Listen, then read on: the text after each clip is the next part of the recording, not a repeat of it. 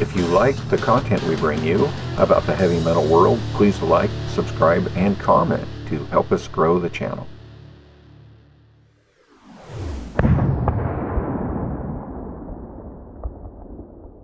My name is Jaime.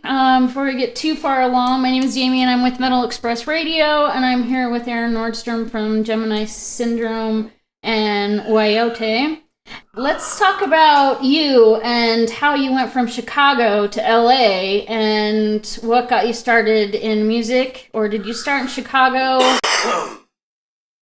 Yeah, so I can answer all of that. I was born outside of Chicago, raised outside of Chicago. Lived in various suburbs. My mother is a singer, so I was exposed to music all the time, very young, and I had a natural draw towards it. So there's a picture of me somewhere in a diaper reaching up to a piano, and I can't even see the keys yet, but I thought it was such a, I don't know where it is now. I'm sure my mom has it somewhere, but I thought it was such a perfect picture. Like that's me. Like that's me. 2 years old, like just what is this? And finding the sounds and finding it interesting. And then at some point very early on, I started singing in the car, and I started like harmonizing with songs that were on the radio.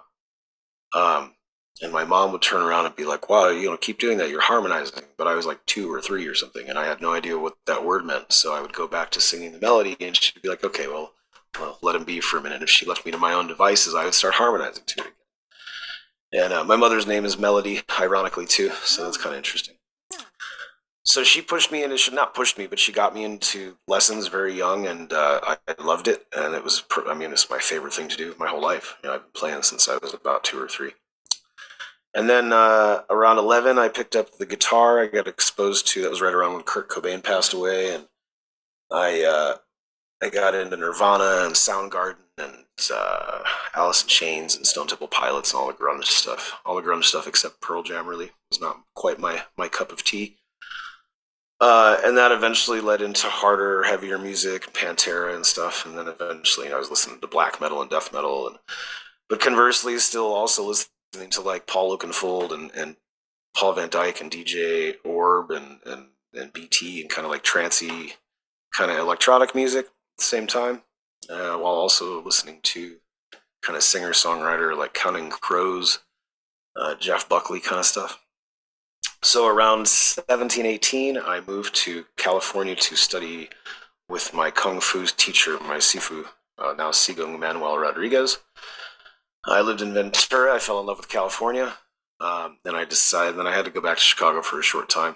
I was there for another year and a half or so. Then I moved to LA to go to Hollywood. To go to Hollywood to be a rock star. Nice. Or whatever.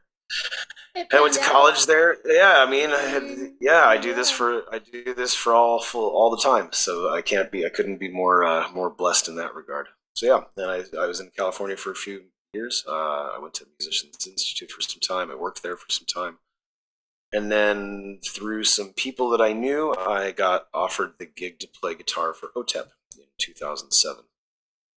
So I took that, and I was in that for a couple of years. And then I left that band and went back to Chicago for a brief time. I had a different band called the Nome. And at the time, that was like 2008 or so, 2009. It was like when the recession had really hit. The economy was tanking, and there was no money anywhere to be found. Nobody was signing bands. Nobody was really touring that I could even tell at that point. So I was just trying to survive and make ends meet. I ended up in California again, kind of figuring out my life, as I found myself subsequently doing many times along this journey. What am I doing with my life? And I got reached out to by Rich Juswick, who was the original guitar player for Gemini, and Brian had teamed up, had a band name, had some demos. They sent me the demos, and I had literally, it's kind of an interesting story, I think. I had been day drinking at the bar. And I'd been out in LA for about 10 weeks, and I'd probably overstayed my welcome with my buddy Chad. And bless his heart, he's still my friend, so he must love me. But I'd been crashing on his couch in his studio for 10 weeks. I remember going to the bar and day drinking, coming home and kind of like, I don't know, praying to the universe as it is, right? And like saying, I don't know what to do. Like give me, do I go back to Chicago and try to stick it out there? Do I try to stick my neck out here in LA and try to forge another thing? what do I do? And I took a nap, and I woke up, and I had a MySpace message from Rich saying, "Hey, we have a mutual friend that you went to college with. He said you're in town. I was looking for a singer. He said you might be interested." And we met, hung out one time. I went back to Chicago and wrote the first original 14 songs for Gemini Syndrome. Then moved in with him and Brian, and then the course of Gemini over the last 14 years has taken us on many twists and turns. But that was kind of how that was my process from, not being an individual quite yet to being a multi-instrumentalist with a bunch of different bands and a bunch of records out. The whole Wyote thing kind of, it's funny, it spanned out of that too. So I met Mikey Doling in my first tour with OTEP. He was playing in his band In Vitro, and he kind of took me under his wing. He saw me as I was a kid. I was green. He kind of kept me safe sort of on the road and gave me a buddy, right? And we became friends, and we stayed in touch. And then it turned out, a couple of years later, he was producing the original Gemini Syndrome record.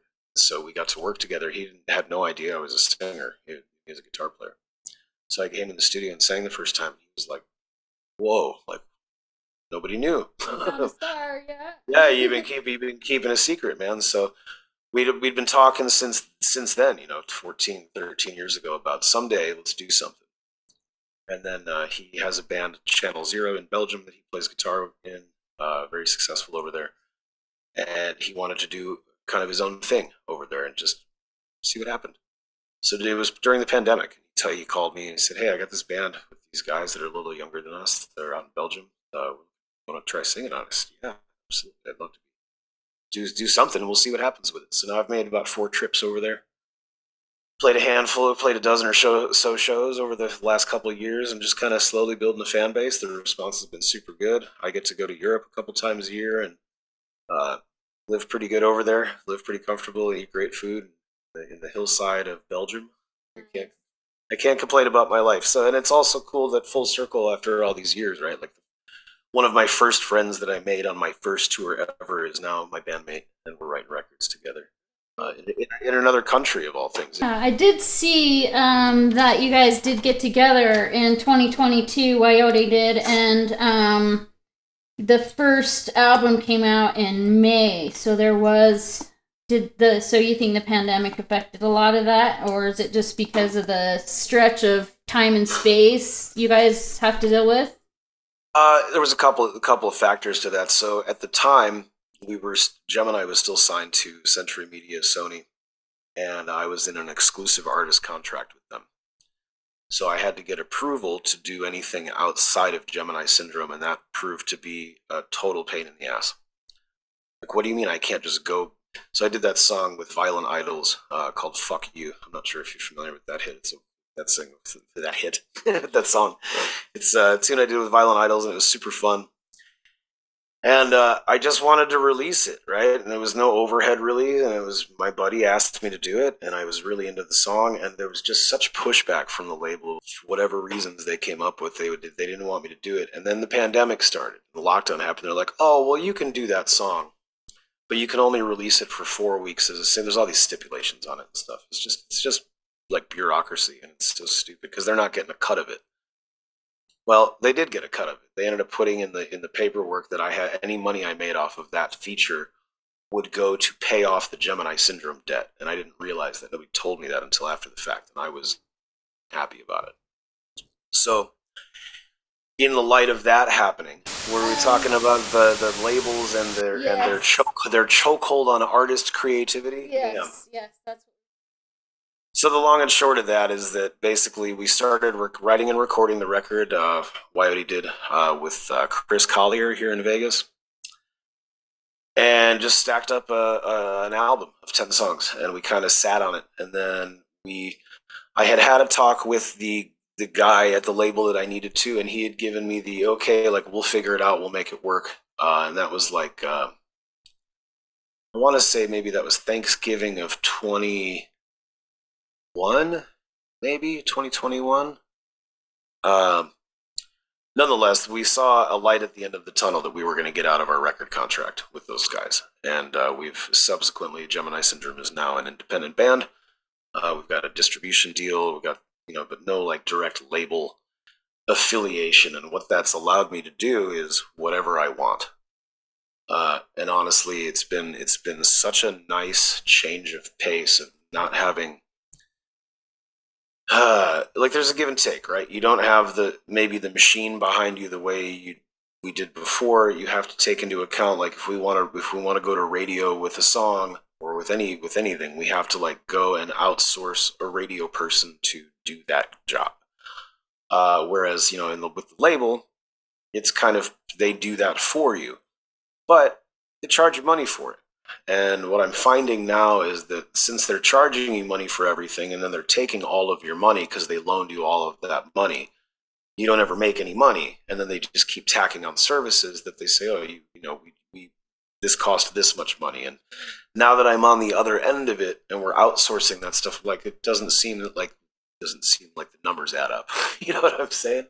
Like, something seems a little fishy here. So I feel like, and more importantly than that, just the capacity to go and do other stuff. I love playing in Gemini Syndrome. I love my guys. I love this band. I've been here doing it for a long time, and I don't have any intention of walking away from that. But that being said, I have a lot of creative energy, and I'm not a one band kind of guy.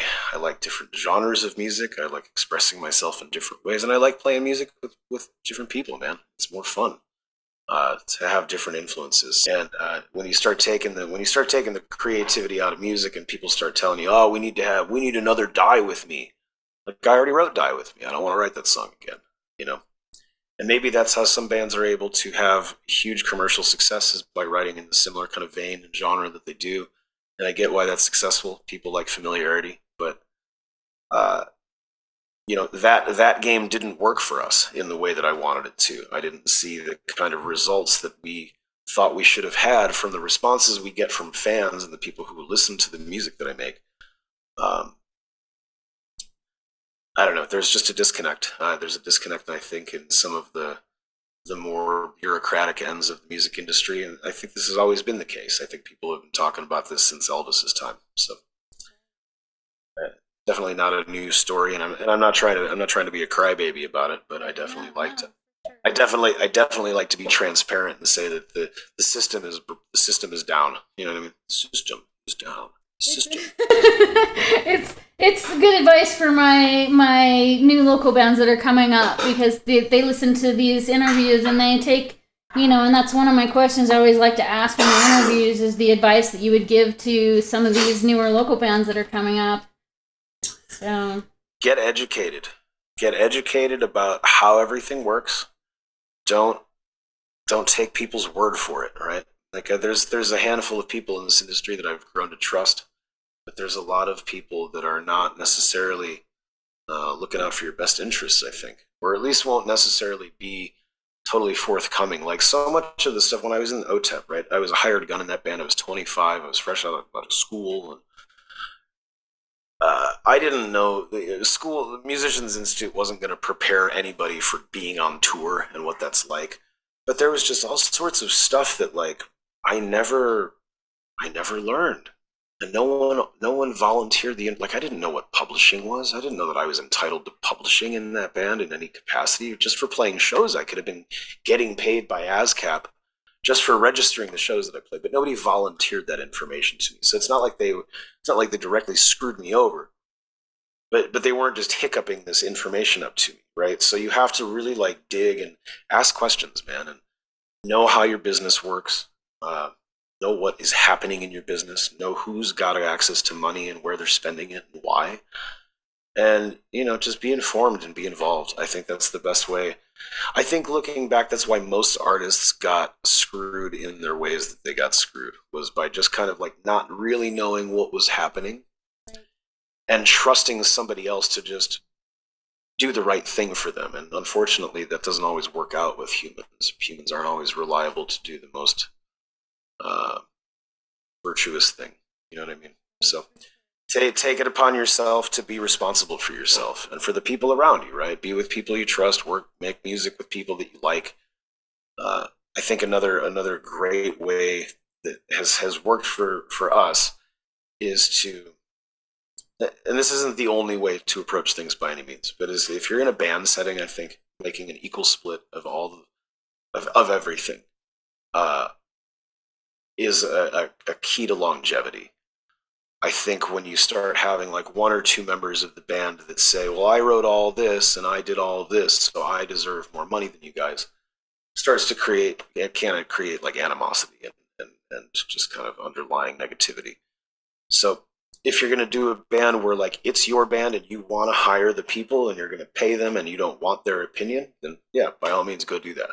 But if you're trying to do like the traditional, like we're gonna start a band, man, you know, we're gonna go to fucking Hollywood, we're gonna make it. Like if you're gonna do that, you got to all be in equally, in the responsibilities and in the rewards. That way, nobody's pissed off later because you got 20% extra, but I did 30% extra work. You know what I mean? Like all of that kind of just be fair to everybody, be hands on, and you know, if you gotta work for it, man. Ain't nobody gonna give it to you. Nobody wants to give you nothing in this world, it seems sometimes.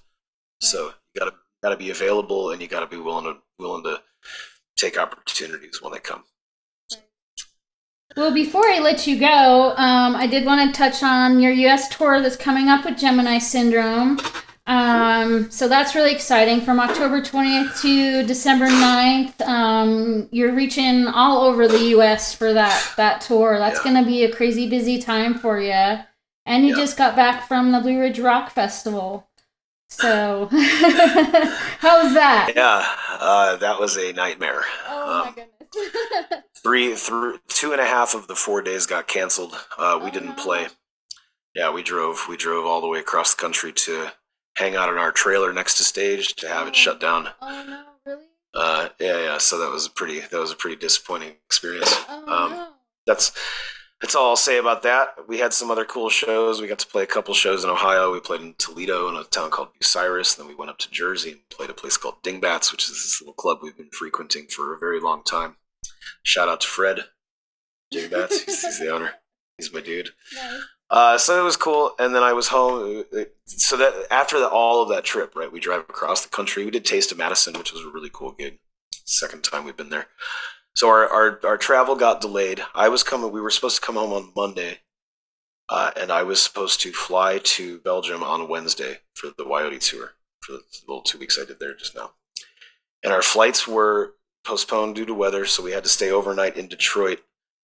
We got home on Tuesday at 3 p.m, and then I had to be back at the airport at 7 a.m. the next morning. So I was home it was like 17 hours I was in my house before I left. So now, and then I just got back from Belgium on Monday evening of this week. So this is my 5th day in the house since I've been home. Well, I will be looking forward to seeing you on the 13th. And cool. We're almost out of time here, so I am going to tell you very, very thank you for your time, sir. Yeah, and you're welcome. It's been a pleasure. And this has been Jaime with Metal Express Radio, talking with Aaron Nordstrom from Gemini Syndrome and Wyote. And have a good day. Thank you so much. Thank you. It's great to talk to you. Yeah, man, absolutely.